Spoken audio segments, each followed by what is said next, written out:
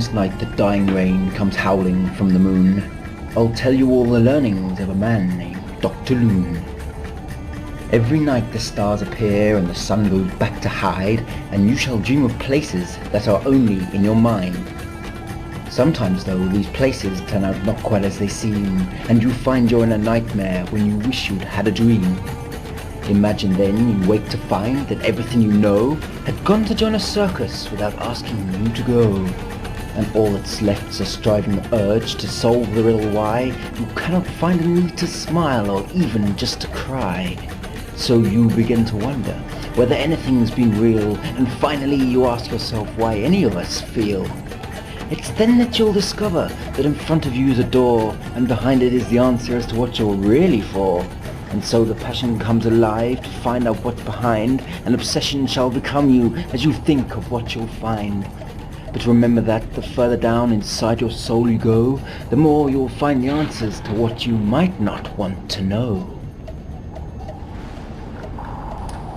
But this is not a story that will beckon forth tears or stir up any memories of deep unfaithful fears, for Dr. Lune can feel no love, the same as we all may, but is convinced that there's an answer as to why we feel this way.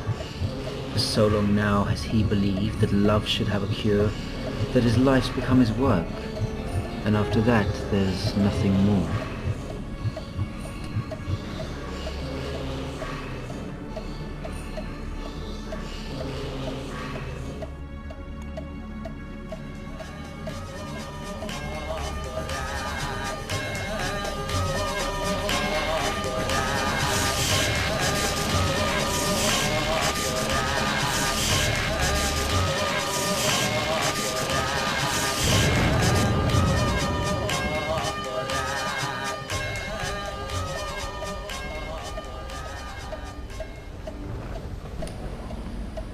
On and on, the sound of clocks. All in all, it never stops. While the echoes and the silence speak of all the things I'm still to meet, they've yet to even answer me about the thing I'll never be. But I have seen, oh, I have seen, the way it makes the world a dream. But even now that I can see, the answer does not come to me. The silence broken in the ringing door, but what was all much stranger more, the sound that rang across the floor, it was a sound not heard before, for no one had this castle seen since then or now, or in between. But Dr. Lune, his thoughts away, had yet to see it in this way, though as he slowly walked the hall, he suddenly thought, well, who'd call? At first he thought he'd gone insane to see a girl out in the rain. How odd that this has come to be, I wonder what she wants from me. I'm sorry to disturb you so, but I really had nowhere to go. So she went on to explain, cheating caught in wind and rain. You see, sir, I deliver pies, and with the job this early rise, I'm simply trying to get to town, but the road's been blocked by a tree that's down. And I don't mean to disturb at all, but please could I just make a call? Don't worry of the time, my dear, it's really nothing you should fear. And though he did not think it lies, for he could see the van of pies, what was it that fate had brought, and why'd he think the things he thought? She walked amazed along the hall, for she had never seen a place like this at all, or maybe once when she had dreamed. The phone is over there, you see, on the table by the stairs.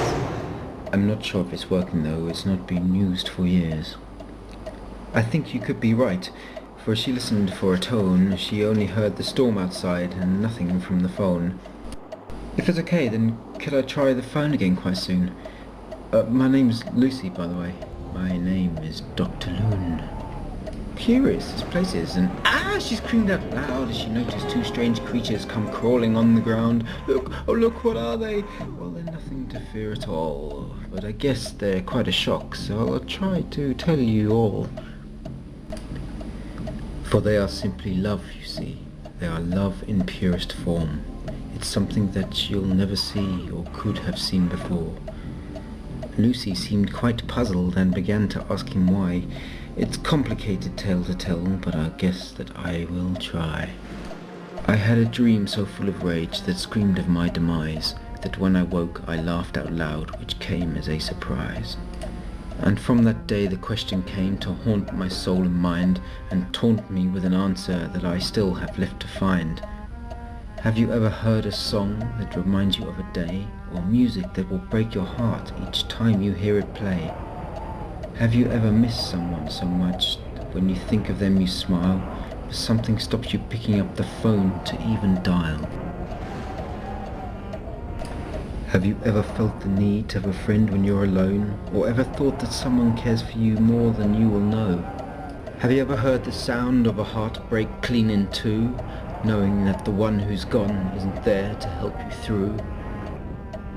And have you ever listened to how loneliness can sound when the strongest soul is broken and left lying on the ground?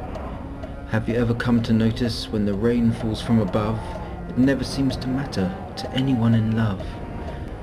Well, this is what I cannot be, but this is what I'll always see. For in my world I see all things, and wonder what the future brings, a tempest soul or ragabone, to find out if my soul's my own. You know, I do know what you mean, for some of those things I have seen.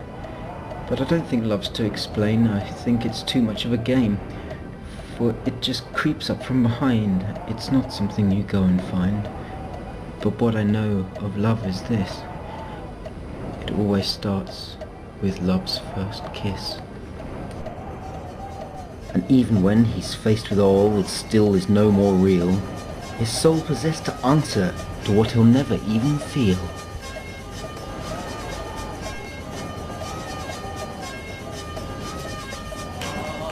I can't believe I did not see what was right in front of me. I can't believe I didn't see what was right in front of me. Lucy, I must thank you so, but it is time for you to go. It's work, you see, what can I say? I wish there was another way. I can't believe I did not see what was right in front of me. I can't believe I did not see what was right in front of me. I can't believe I did not see what was right in front of me.